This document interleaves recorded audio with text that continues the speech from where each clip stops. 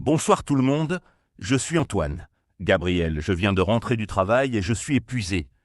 J'ai eu une journée vraiment difficile aujourd'hui.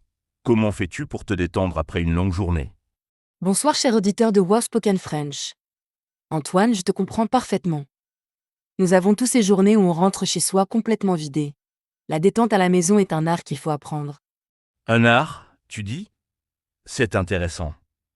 Moi, souvent, quand je rentre fatigué, je m'effondre sur le canapé devant la télévision, mais je ne me sens pas vraiment reposé après.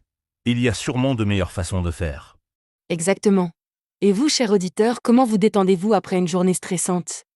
Écrivez-nous dans les commentaires vos méthodes favorites. Nous sommes très curieux de découvrir vos rituels de relaxation. Gabriel, raconte-moi ton rituel du soir.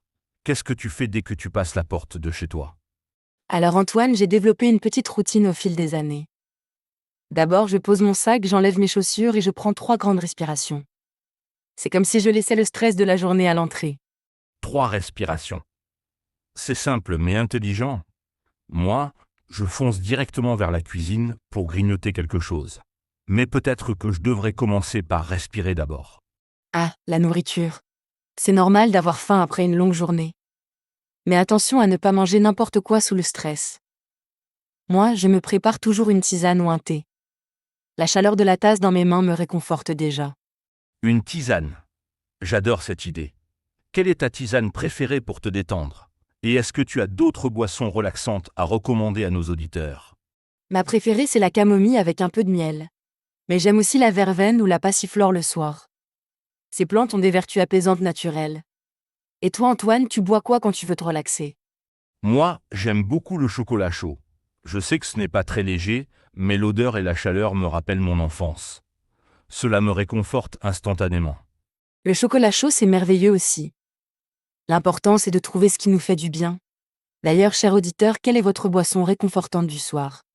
Thé, tisane, chocolat ou autre chose? Après la boisson, que fais-tu, Gabriel? Tu t'installes où chez toi pour te détendre? J'ai aménagé un petit coin cosy dans mon salon. Un fauteuil confortable, une lampe douce, quelques coussins. C'est mon refuge après le travail. Je n'y fais que des activités relaxantes, lire, écouter de la musique ou simplement réfléchir. Un refuge. J'adore ce concept.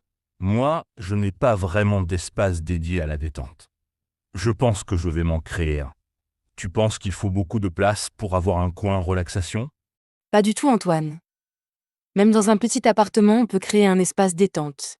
Une chaise près de la fenêtre, quelques bougies, une plante verte, et voilà. L'important, c'est que cet endroit soit réservé au moment de calme. Les bougies. Excellente idée. L'éclairage joue un rôle important dans la relaxation, n'est-ce pas? Moi, j'allume toujours toutes les lumières en rentrant, mais peut-être que c'est trop agressif après une journée fatigante. Tu as raison. L'éclairage doit être beaucoup à se détendre. Les bougies, les lampes tamisées, ou même juste la lumière naturelle du coucher de soleil. Cela signale à notre cerveau qu'il est temps de ralentir. Et que lis-tu dans ton refuge, Gabriel? Moi, j'ai tendance à regarder mon téléphone, mais je réalise que ce n'est pas très relaxant avec toutes ces notifications. Ah, le téléphone. C'est le grand ennemi de la relaxation. Moi, quand j'arrive chez moi, je le mets en mode silencieux et je le pose loin de mon coin détente. Pour la lecture, je choisis des livres légers, romans, poésie, livres sur la nature. Bonne stratégie. Chers auditeurs, arrivez-vous à vous déconnecter de vos téléphones le soir? Comment faites-vous pour résister à l'envie de regarder vos messages constamment? Excellente question, Antoine. Et dites-nous aussi qu'est-ce que vous aimez lire pour vous détendre? Des romans? Des magazines? Des bandes dessinées? Partagez vos recommandations dans les commentaires. Gabriel, parlons aussi des activités physiques douces pour se relaxer. Moi, parfois, j'ai envie de bouger un peu, mais pas de faire du sport intensif. Tu as des suggestions? Parfait. Les étirements sont fantastiques après une journée assise au bureau. 10 minutes de yoga doux, quelques mouvements pour détendre le cou et les épaules.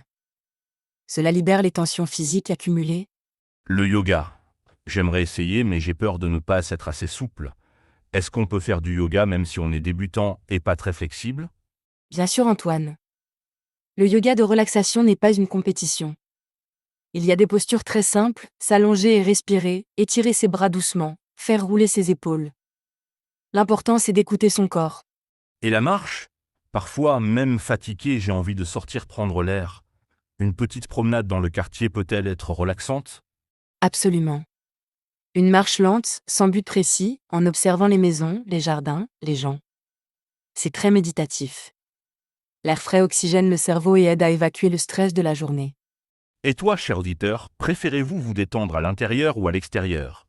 Une promenade au parc ou un bain chaud à la maison? Nous aimerions connaître vos préférences.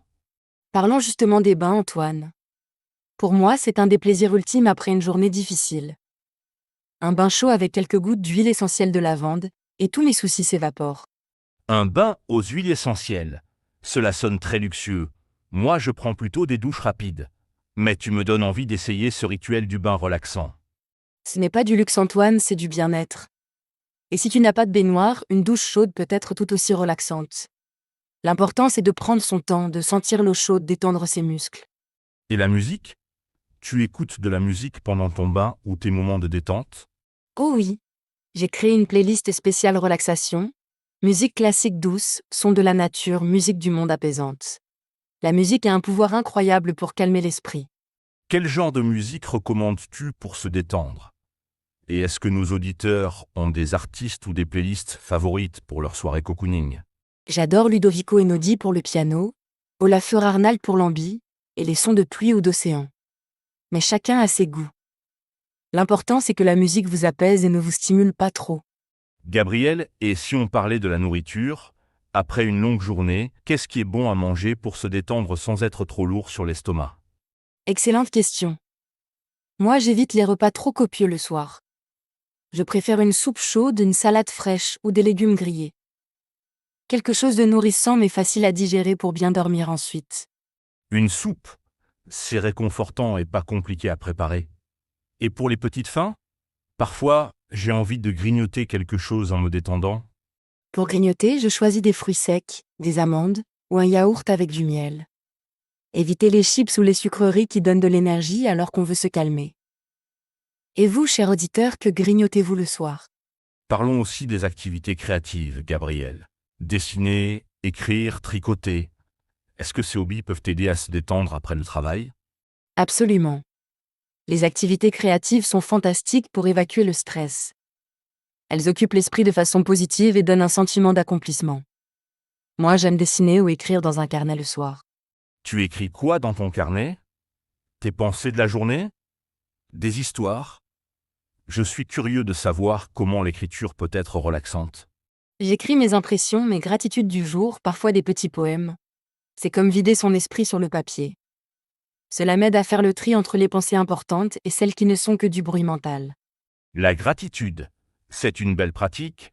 Noter 3 choses positives de sa journée, même difficile, peut changer complètement notre perspective. Exactement, Antoine. Et chers auditeurs, pratiquez-vous la gratitude? Avez-vous des rituels d'écriture ou de réflexion le soir? Partagez vos expériences avec nous. Gabriel, que fais-tu quand tu es tellement stressé qu'aucune activité ne semble fonctionner? Quand l'esprit tourne en boucle et refuse de se calmer? Ah, ces soirs-là existent pour tout le monde. Dans ces cas, j'essaie la méditation ou la respiration profonde. Même 5 minutes à respirer consciemment peuvent faire des miracles pour apaiser un esprit agité. La méditation me semble difficile. Comment fait-on quand on n'a jamais médité? Est-ce qu'il faut s'asseoir en position du lotus et réciter des mantras? Pas du tout, Antoine. La méditation peut être très simple, s'asseoir confortablement, fermer les yeux et se concentrer sur sa respiration. Quand les pensées arrivent, les laisser passer comme des nuages dans le ciel. Cela semble plus accessible. Et il y a des applications qui peuvent nous guider, n'est-ce pas? Oui, il y a de bonnes applications de méditation guidée. Mais on peut aussi simplement écouter de la musique douce et respirer tranquillement. L'important, c'est de donner une pause à notre mental hyperactif. Cher auditeur, avez-vous déjà essayé la méditation? Si oui, qu'est-ce qui vous aide le plus? La musique, les exercices de respiration ou le silence total? Et maintenant, Antoine, parlons de la transition vers le sommeil. Comment préparer son corps et son esprit à une nuit réparatrice après s'être détendu? Bonne question. Moi, j'ai tendance à me coucher directement après m'être détendu, mais parfois j'ai du mal à m'endormir. Mon cerveau continue de penser à plein de choses. C'est très courant. Je conseille de créer un rituel du coucher, éteindre les écrans 1 heure avant, prendre une douche tiède, lire quelques pages d'un livre calme. Ces actions signalent au corps qu'il est temps de dormir. 1 heure sans écran.